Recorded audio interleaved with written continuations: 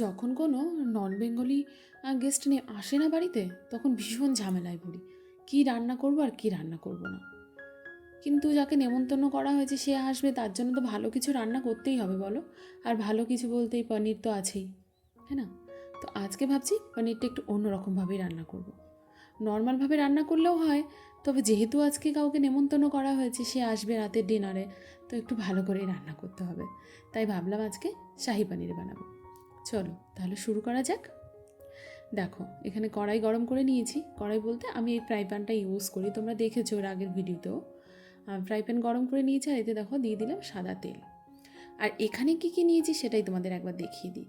দেখো, নিয়েছি একটা বড় সাইজের পেঁয়াজ, মানে পেঁয়াজটাকে একটু ডোমো ডোমো কেটে ওটাকে টুকরো টুকরো করে নিয়েছিলাম আর ছাড়িয়ে নিয়েছিলাম। আর নিয়ে নিয়েছিলাম একটা টমেটো, ক্যাপসিকাম।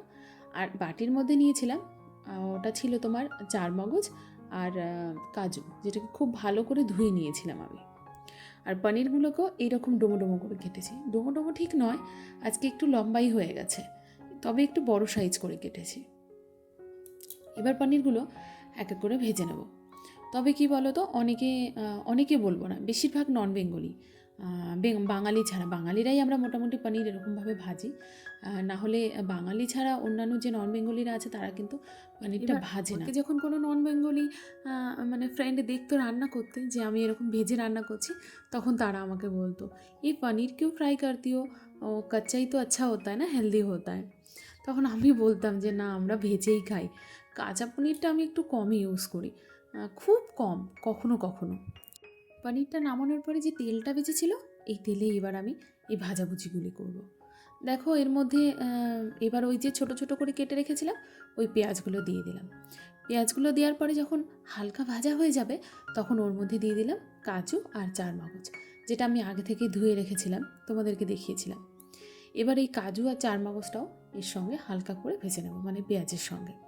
যখন একটু লাল হয়ে আসবে, মানে সামান্য পরিমাণে, তখন দিয়ে দেব ওর মধ্যে একটা টমেটো, যে টমেটোটা আমি কেটে রেখেছিলাম সেই টমেটোটাই দিয়ে যখন সবগুলো একটু নরম হয়ে আসবে, মানে সব মশলাগুলো, তখন ওর মধ্যে দেব কয়েকটা রসুনটাও দিয়ে আবারও ভেজে নেব। এইরকমভাবে সব মশলাগুলো যখন ভাজতে থাকবো, তখন হালকা দেখো ব্রাউন ব্রাউন হয়ে এসছে। এবার এর মধ্যে দিয়ে দেবো 1 চামচ আদা বাটা। দেখো, আদা বাটা দেওয়ার পরে সব মশলাগুলো খুব ভালো করে ভেজে ঠান্ডা করে একটা পেস্ট করে নেব। আর এইদিকে দেখো, যে পনিরগুলো আমি ভেজে নিয়েছিলাম সেই পনিরগুলোর মধ্যে না ঠান্ডা জল দিয়ে দেবো। ঠান্ডা বলতে ফ্রিজের জল নয়, আর গরম জলও নয়, নর্মাল জল, মানে নর্মাল এমনি ঠান্ডা জল যেটা হয় সেটা দিয়ে দেবো। এরকম পনিরের মধ্যে জল দিয়ে দিলে না পনিরগুলো বেশ সফট হয় কিন্তু। এবার দেখো, ওই যে পেস্টটা আমি বানিয়েছি সেটা তোমাদেরকে একবার দেখিয়ে দিই। এই দেখো, ঠিক এই রকম হয়েছে পেস্টটা।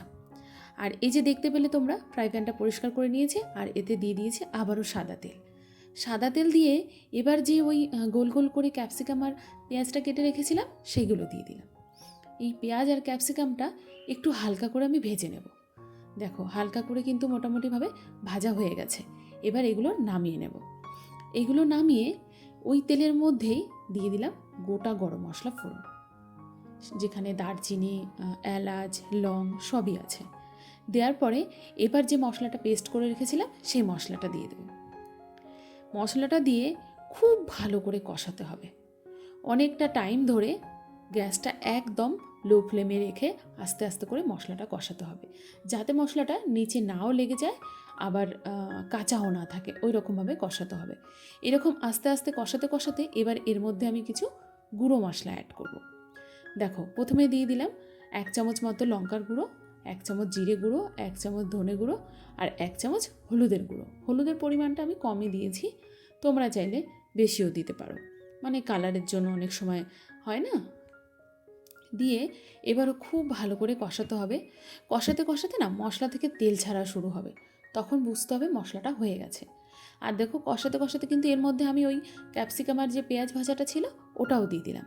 ওটা দিয়ে আবারও খুব ভালো করে কষাবো। লাস্টে দিলাম আমি 1 চামচ মতো লবণ। লবণ দিয়েও আবারও খুব ভালো করে কষাবো। দেখো, মশলা কিন্তু মোটামুটিভাবে আমার কষে গেছে, মানে মোটামুটি বলবো না, ভালোভাবেই কষে গেছে, মশলা থেকে তেল ছাড়া শুরু হয়ে গেছে। এবার এতে আমি যে পনিরটা ভিজিয়ে রেখেছিলাম যেই জলে, সেই জল সমেত পনিরটা আস্তে আস্তে এর মধ্যে দিয়ে দেবো। এতে না এক্সট্রা জল দেওয়ার দরকার নেই, যেহেতু পনিরের মানে তরকারি বা পনিরের সবজি বলো, সেটা কিন্তু খুব বেশি ঝোল হয় না, একটু গ্রেভি গ্রেভি হলেই বেশি ভালো হয়, হ্যাঁ না? ওই জন্য এক্সট্রা জল আর আমি দিচ্ছি না। পনিরগুলো যে ভিজিয়ে রেখেছিলাম যেই জলে, সেই জলটা সমেত পনিরগুলো দিয়ে দিলাম। এবার খুব আস্তে আস্তে নেড়ে চেড়ে দেখবে কিছুক্ষণ পরেই কিন্তু পনিরটা রেডি হয়ে যাবে। দেখো আমারও কিন্তু বেশিক্ষণ লাগলো না, কিছুক্ষণের মধ্যে পনিরটা মোটামুটি রেডি হয়ে গেছে। এবার উপর থেকে দিয়ে দিলাম 1 চামচ মতো চিনি। এটা কিন্তু অপশনাল, তোমাদের যদি পছন্দ না হয় মিষ্টি তবে নাও দিতে পারো। তবে একটা কথা বলি, এই পনিরের সবজিতে কিন্তু সামান্য পরিমাণে যদি মিষ্টি দাও তার টেস্টটা কিন্তু খুব ভালো হয়। দেখো এবার এই ওপর থেকে দিয়ে দেবো সামান্য ফ্রেশ ক্রিম। এটা যদি তোমাদের কাছে না থাকে তবে তোমরা কিন্তু দুধের যে মালাই হয় সেটাকে খুব ভালো করে ফেটিয়ে তারপরে কিন্তু ইউজ করতে পারো।